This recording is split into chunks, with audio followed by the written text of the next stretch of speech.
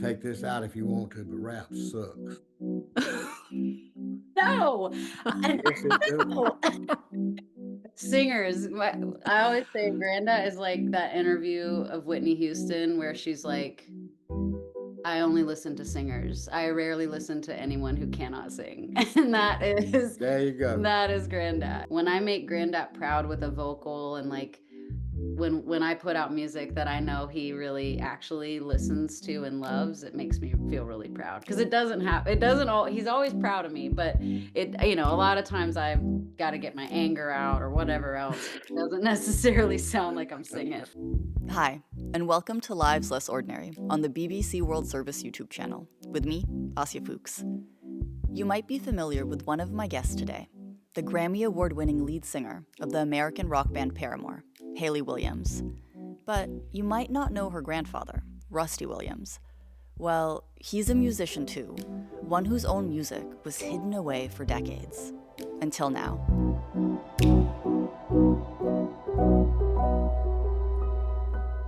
Welcome to Lives Less Ordinary, Hayley and Rusty. Thank you Thank you. both for being here. Thank you. Could you both introduce yourselves? I'm Rusty Williams. I'm Hayley Williams. And how are you? What is your relation to each other? This is my granddad. My grandbaby. Rusty, that sound, your songs, right? They almost never saw the light of day. Um, Hayley, could you just tell us, how your granddad's long lost album was rediscovered? What's the story of that? I didn't realize how much recorded material he actually had. I mean, I heard stories growing up about the studio that he and his friend would go to all the time to make music. I grew up knowing some of the songs, but at a certain point, I finally got all of them on my computer just to listen to. And I was showing Zach when we were leaving for Australia. We were like in a airport lounge. This He's is the your power. band member, Zach Farrow. Yes, yeah, yeah. Mhm. And I was like, "Have I ever showed you my granddad's music?"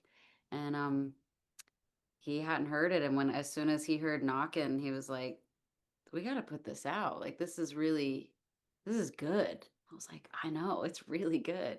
And Zach has a label, so I mean, I guess I think he had a vision for it before we would even did.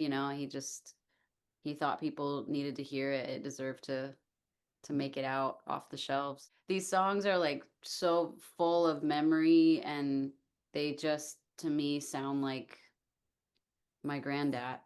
So I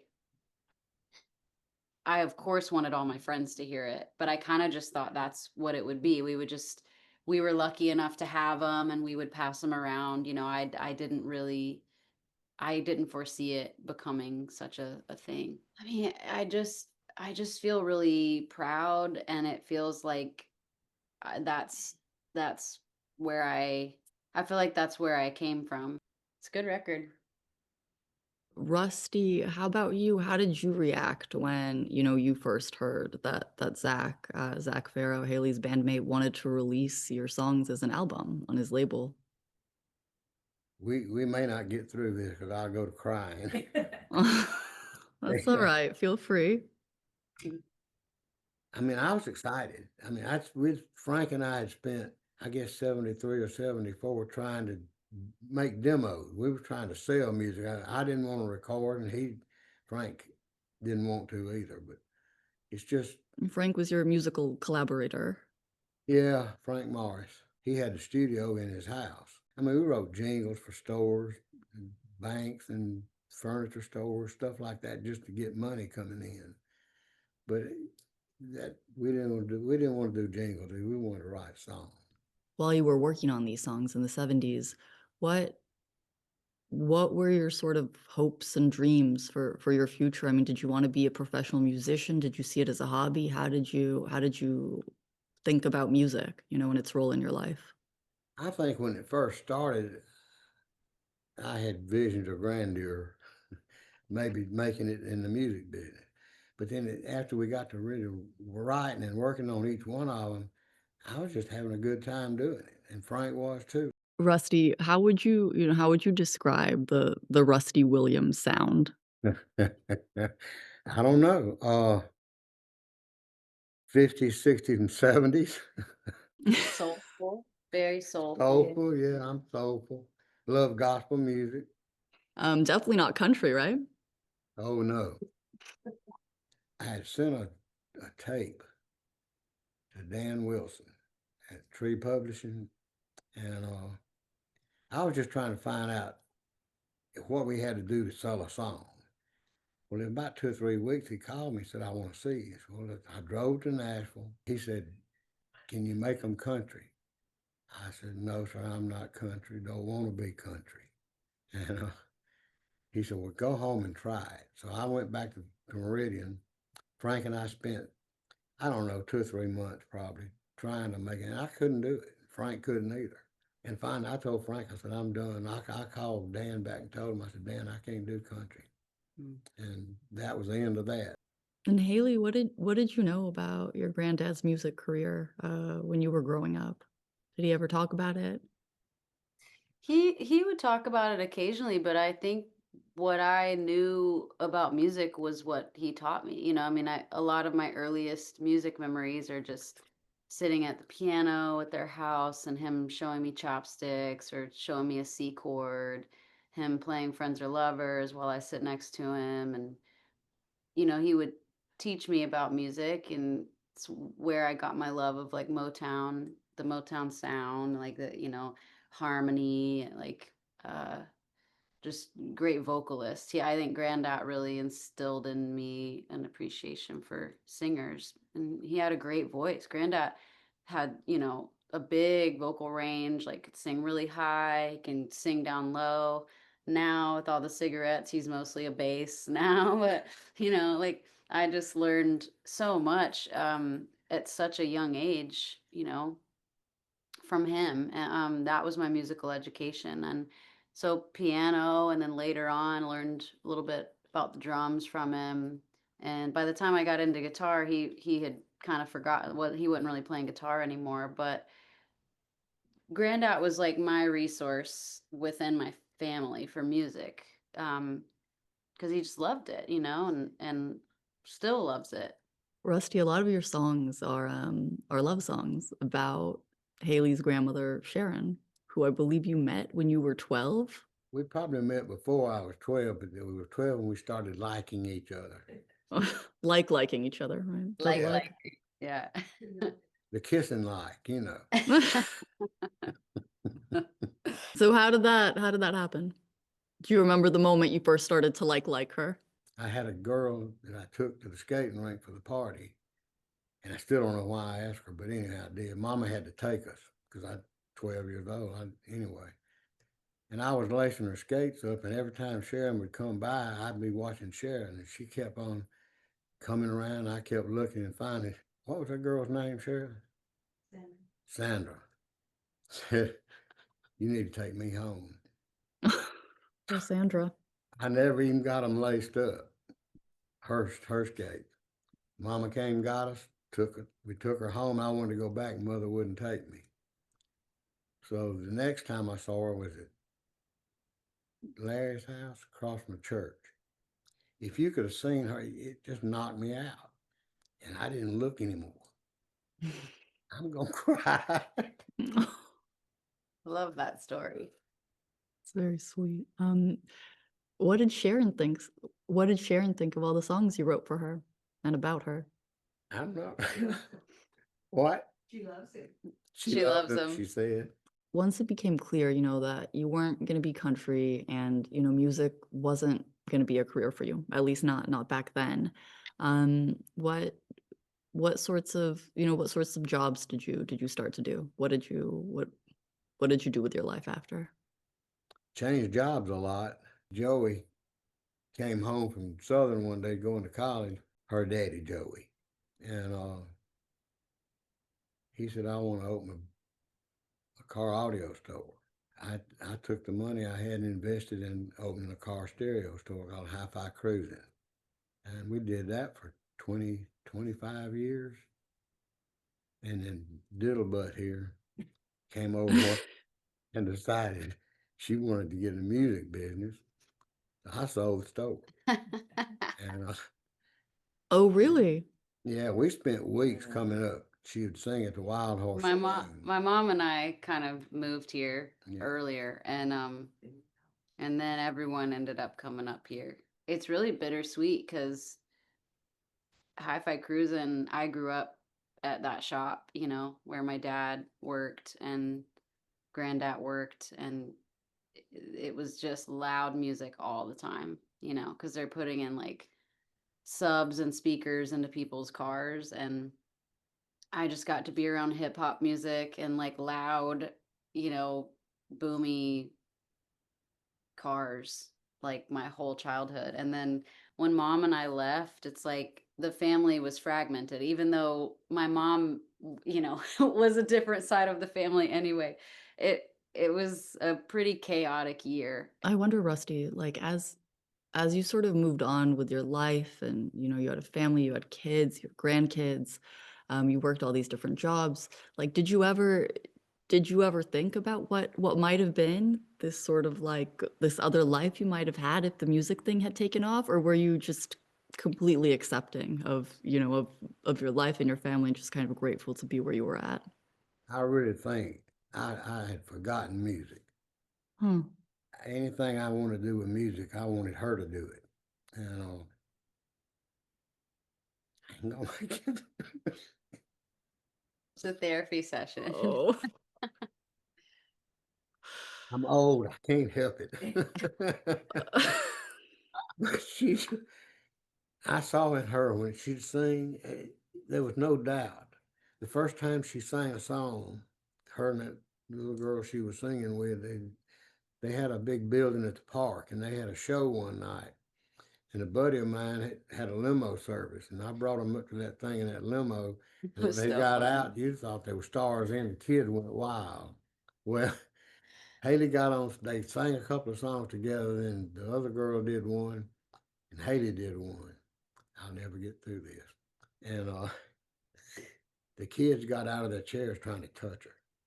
I punched Sharon. I said, "That's Elvis in a female body." I knew it. There was Oh.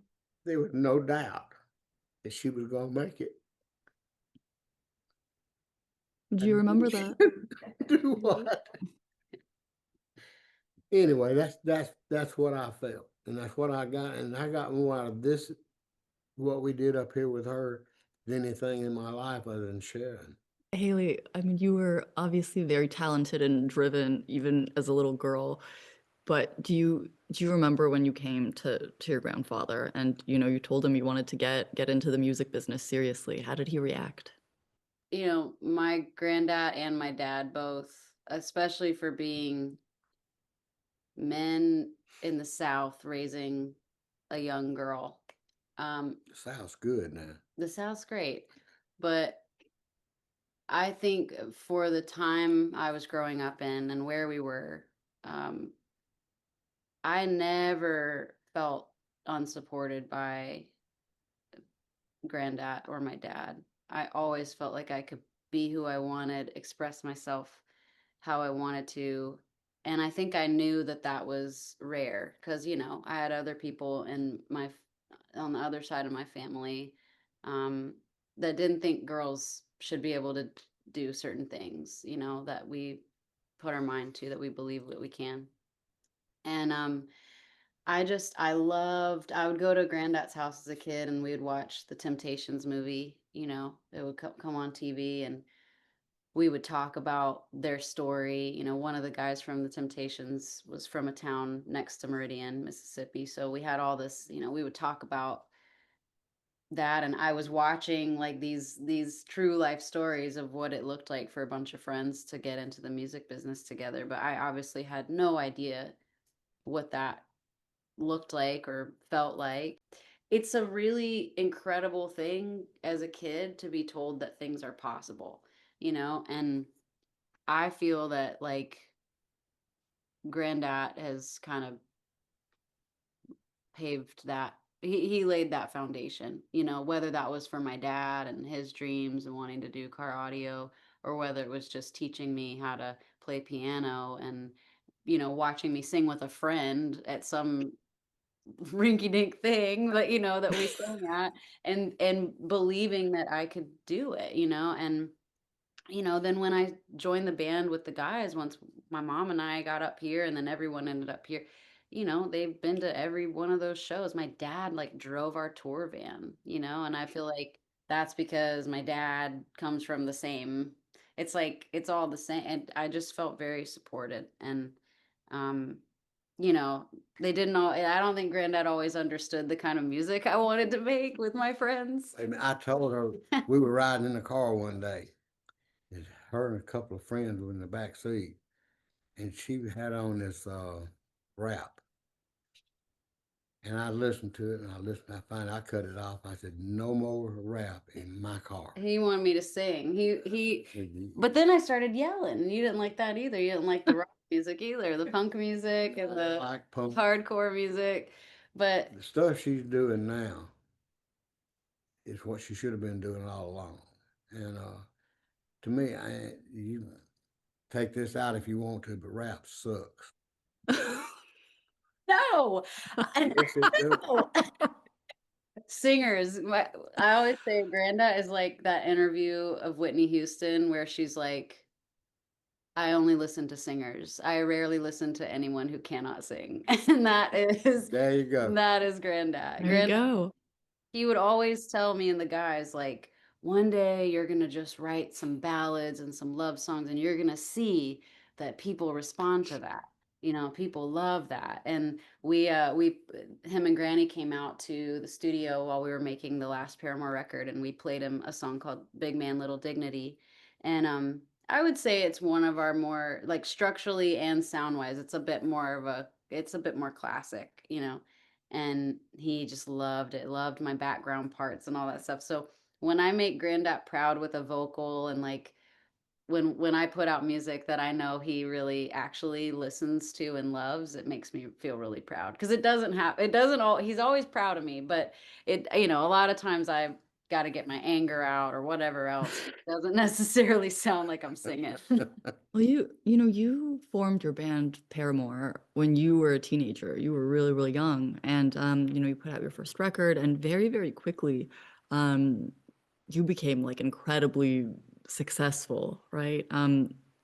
Rusty, do you remember the point at which you realized, like, oh my God, my granddaughter is a huge deal, not just to me, not at the rinky-dink, whatever place, but actually, like, whoa, she's a rock star. I think I knew it that first show at the park.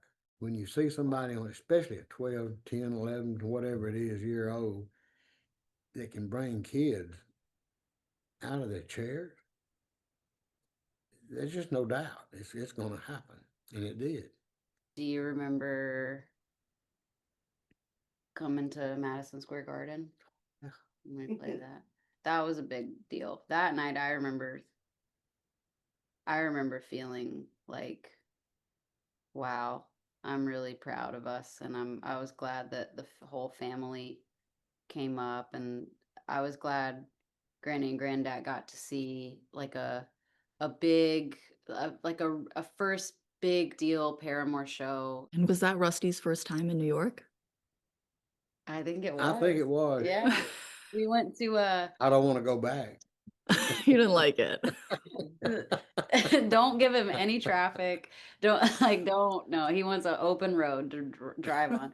But we went to after the show, we went out to Ellen Stardust Diner. I wanted to take them to just like kind of it's like a touristy spot, but there's loads of people that work there that like are, maybe they're like auditioning for Broadway shows. They've moved to New York and they want to be a singer, or they want to be on stage in some capacity. And one of the waitresses, all of the wait staff do like karaoke. And it's like good. It's like a show, it's funny and all that.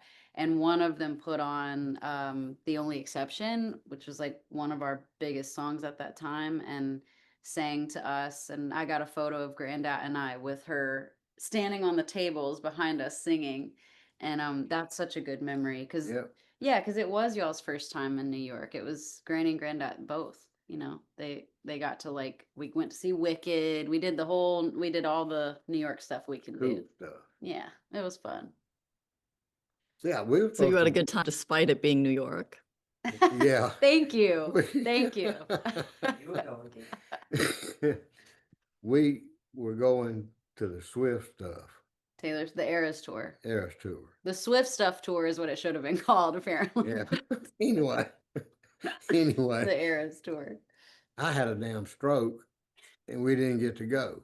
So I've never been to England. Oh, they were supposed to come to one of the last Wembley shows. Oh, it was heartbreaking.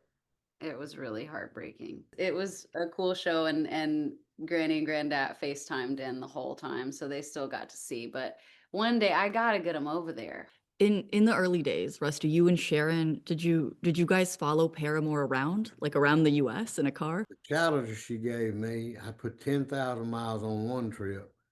We went everywhere. Haley, for you, do you think if it wasn't for your granddad's support, you might not have gotten into music? You might not have pursued a career in it? I definitely think having someone teach me and encourage me from the time I was so little, kind of just instilled the passion, and again, that possibility of like, oh, this is something I enjoy that I also can do. Granddad teaching me what he knew just set a foundation for me. So Rusty, you'd fully moved on with your life. You had one foot in the music business through Haley and supporting Haley. But your own musical life, musical career, you thought that was in the past. Until, you heard the news that Haley's bandmate, Zach, wanted to release your album, Grandman.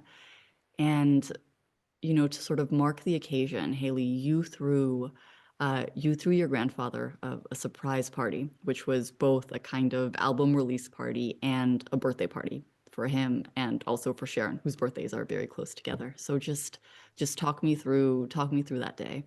It was awesome. I mean, it was RCA, wasn't it? Yeah. RCA Pulled Studio up to B. RCA. That's where Elvis did a lot of stuff. It's like Yeah. legendary recording studio in Nashville. You makes you feel like somebody. Yes.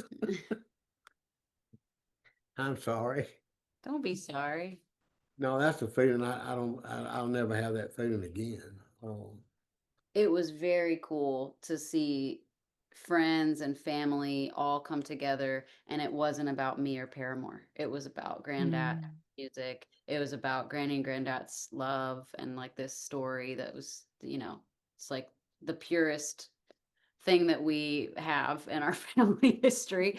And that to me is what I remember the most, was just realizing like, wow, everyone gathering together for this music that to most of these people didn't exist. We found like a classic car and we rented them a car to pick them up, and they came to RCA, met all of us there, and Zach, his whole label team too, and the whole family were there. And we had a big cake that looked like a huge Marlboro cigarette case, and like it was just really, it was such a sweet day. It was really, and we listened to the whole album on vinyl together. What was it like to hear the album in its entirety? Start to finish, all there together with your family and loved ones. I mean, for both of you. I mean, nobody had ever heard anything that Frank and I did. It was an amazing feeling, and getting to go through the process of making the record. It was just what I thought it should have been and would have been if I'd have been country. If you gave in and just did it. What did Sharon say? Sitting next to you that day. I thought it was awesome. Ah!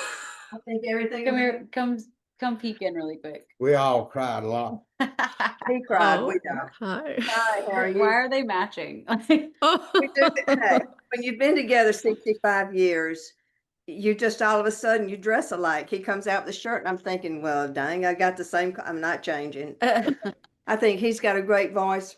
Joey, her dad, has got a great voice. Haley's got a great voice, and anything they've all done or can do It's unbelievable. I just sit in awe of how talented they all are. And I'm the housekeeper and the keeping everybody straight and clean and organized. Well, what do you think that all of these like love songs written about you are now out there for the world to hear? Oh, I think they're wonderful. I tell Rusty all the time, though they're not all about me. He just says that. But I do believe it. He's good at writing love songs. He's good at being very emotional and just pouring it all out in his words he sings and stuff. Is he But like that also like in real life and not just in song? You've always been quite emotional. he Have has to behave. You have to behave. But you've always been quite had emotional. his wild stages. I'm a very good person that I stayed with him all these years. Oh man. Loved him from the Mhm. time we met. Like he said, we were 12 and a half when one of my cousins came flying through my house one day and said, Rusty's going to ask you out on a date. I was sitting there with my grandmother who had had a stroke, and we all had to sit and watch her and for some at times. And I thought, a date? He can't even drive. How are we going to have a date? His mom and dad would take us to see a movie on Saturday afternoon some, and we went to every church event that came down the pike. We went to everything that we could in school or church. We were there. So you could And be together. yeah, and then he We got his didn't like church, but we always met there. we went.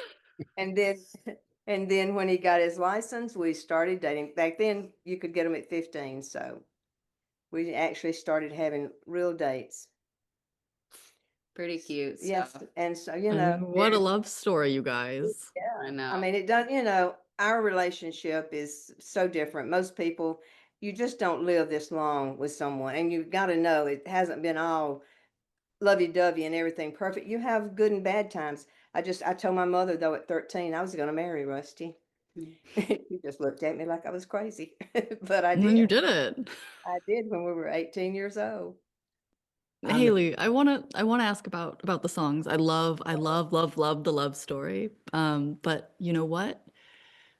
What do you love the most about Rusty's music? And do you have a favorite song? Yeah, we were just talking about this. I love Every Time I'm High. I think that's a beautiful song. I mean, I think generally I like that his lyrics are just true and simple, and there's metaphors here and there and all that, but I think writing love songs is like the hardest type of writing you can do. It's also the most I mean, everyone's writing love songs, but I think Like, how do you do it without making it sound cheesy? yeah, and Yeah. it's really hard for me. I really struggle with that. And I obviously my story and the things I've been through in relationships very, very different. And I think we live in a maybe a more complex world in certain ways, but it's really all the same. Like we're all just people, and it's a wonder anybody ever works out. But I like listening to Grandat's lyrics, especially because it just feels like when you love someone, it's that simple, like it's that simple. And that's a world that I would love to be able to get to as a writer. And I think I complicate things too much, Well, I know I do because Granddad tells me I do. And I mean, Rusty, is there a song of yours that, you're most proud of? Here he goes again. Oh, Rusty. Every time I'm high. Yes. And I still can't understand where the hell people got the idea it was about drugs. I mean, if you listen to the song, it's about a person that you love. Like, I can't live here anymore. Oh, I love Karen, that. I can't. I love We'll that. leave. Hey, I shows love his that song. vocal range on that. It goes really high. Yeah, that one's great. Yeah. There's this like so high. beautiful circularity to your story. That you both in a way enabled each other's success. Like Rusty, you supported and encouraged Haley early on. And then, Haley, if it wasn't for you, Rusty's album wouldn't be coming out. I don't know. What do you make of that? It's kind of incredible. Well, I think music is it's a team sport. you know, it's like a community event. And if you don't have people believing in each other and kind of pushing you to do things that maybe you don't even think you can do, I think a lot of music wouldn't happen if it weren't for that. So yeah, I think it just is it is what music does to people. If it's in you and it's part of your relationships, I do kind of think that you pull things out of each other. And Oh, I think so too. yeah, Rusty's whole family, his dad, his mom, Rusty, Joey, Haley, they all sing. And we've kind of always had music in our life playing. Of course, being a huge Elvis fan, that took most of Rusty's life growing up. He just loved Elvis. Haley and Rusty, do you both have matching Elvis tattoos? I believe. yeah. So Granddad would give everyone these TCB necklaces, and of course I lost mine, so I was like, I'm gonna get it Taking care of business. yeah, TCB? take care of business. So I got it tattooed on me so I couldn't lose it. And then he's got it too. There Granny's got Well, yeah, hers. he's got his necklace Yeah. on. But We don't ever, Rusty and I don't ever take ours off. well, the women in the family, he would always buy TLC, Tender Love and Care. And Mm. that's what I had. I had the TLC necklace and I lost it. And I so I got TCB tattooed so that we could have something matching. Can't lose a tattoo. Rusty, you've been sitting on these songs for 50 years. Now they're out there. What does that feel like for you? Makes you swell up. I don't know how else to say it. I mean, it's just something that we actually did on our own that people are actually listening to it. I mean, we've got 500,000 listens. I never dreamed it was going to have that. It's fulfilling to me to know that what we did wasn't totally wasted. And it would have been if it hadn't been for Haley and Zach. Oh, Mm. I mean, I'll never forget it. Oh, it's something that I dreamed about for years, and then I just kind of pushed it aside and spent time with her. And now it's back. So I'm 79 years old now. Sharon thought we were 80. She's not right, though. We thought they were turning 80 this year. We were putting a birthday party together to be 8, and she Nice. texted the family, "Oh, sorry guys, we're turning 7 again this year." Haley, I mean, how about for you? What's it like to see your grandfather finally have, his moment in the limelight? Oh, it's great. I love it. It takes attention off of me, which I like even more.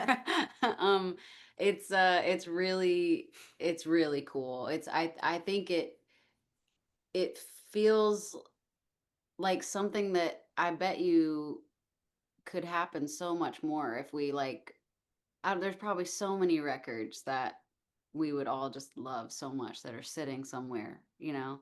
That's what it makes me think of. It makes me think of how much good music is out there that we'll never get to discover, and how lucky we are when we do get to discover things like this. So I'm just really proud. I'm really, really proud, when a friend writes me and is like, man, I've been listening to your granddad's record and it's just I love the sounds of it. And I'm like, meanwhile, he's like, well, we never even finished it.